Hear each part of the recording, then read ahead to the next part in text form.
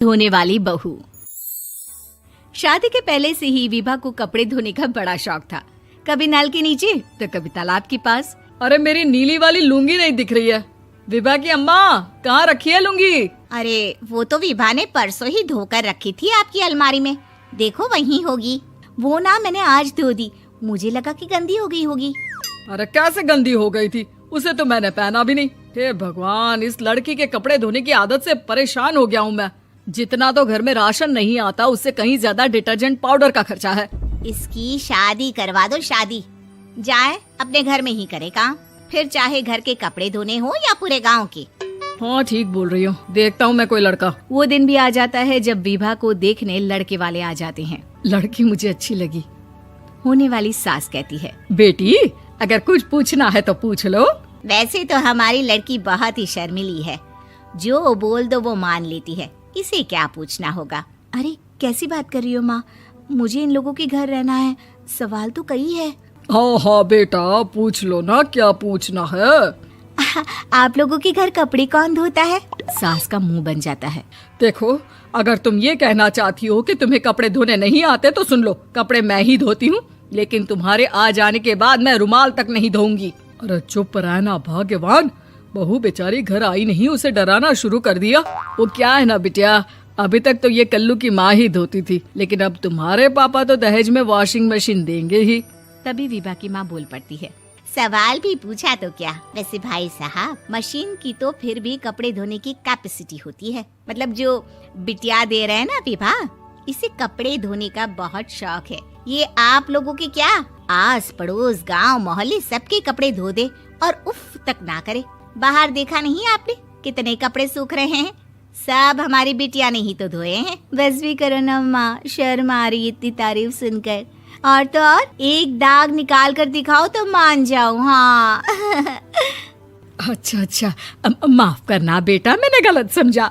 हमें तो रिश्ता बहुत पसंद है। और ऐसे जुड़ जाता है रिश्ता कपड़े धोने का शौक रखने वाली विभा का। उसकी शादी हो जाती है कोयला फैक्ट्री में काम करने वाले कल्लू के साथ। शादी के बाद अचानक विभा चिल्लाती हुई सास के पास आती है। सासू माँ, अरे सासू माँ कहाँ है आप?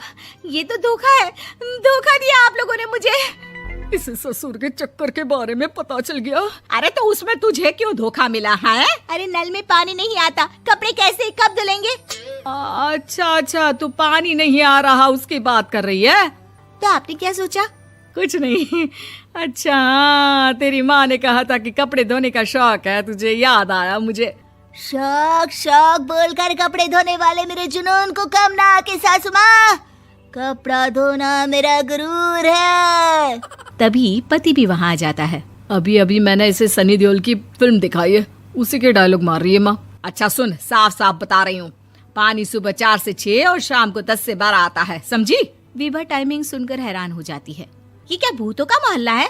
सुबह 4 बजे उठकर कौन कपड़े धोता है? 4 बजे टंकी में पानी जाता है, फिर सारा दिन धोना ना, किसने मना किया?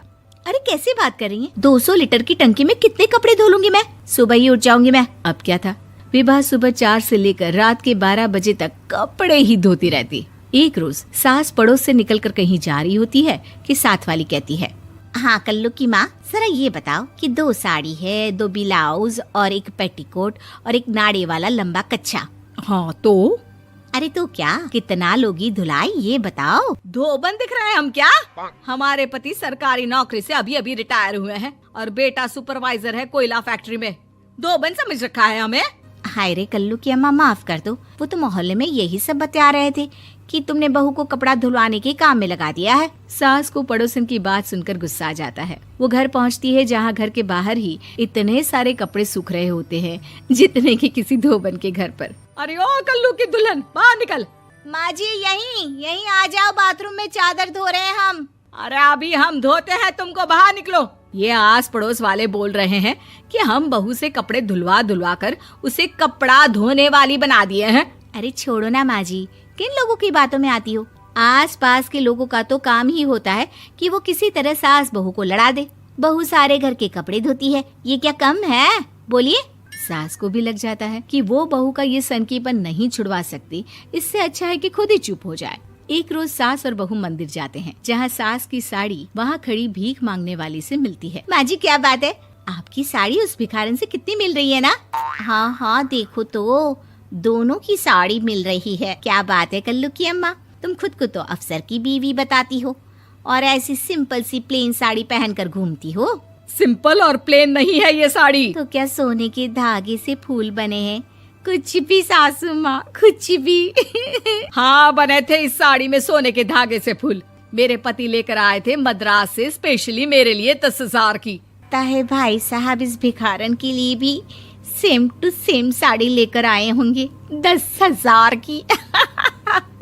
सास उस वक्त तो कुछ नहीं कहती, लेकिन बहू के साथ घर आती है और अलमारी से एल्बम निकाल कर लाती है। ये साड़ी देख रही है, ये वही साड़ी है जिसे मैंने अभी पहना था। इस साड़ी में ये जो चमकदार फूल दिख रहे हैं ना, ये सोने के धागों से काटे गए हैं। लेकिन तू लोकल वॉशिंग मशीन ब्रश से घिस घिस कर सारे फूलों को निकाल कर साड़ी प्लेन कर दी। मुझे माफ कर दीजिए सासू माँ। और तो और, जब मैंने तुझे तेरी गलती के लिए कुछ नहीं कहा, लेकिन तूने तो सबके सामने मेरा मजाक ही बना दिया। क्यों? बहू को समझ में आ जाता है कि अब से उसका कपड़े धोना बंद।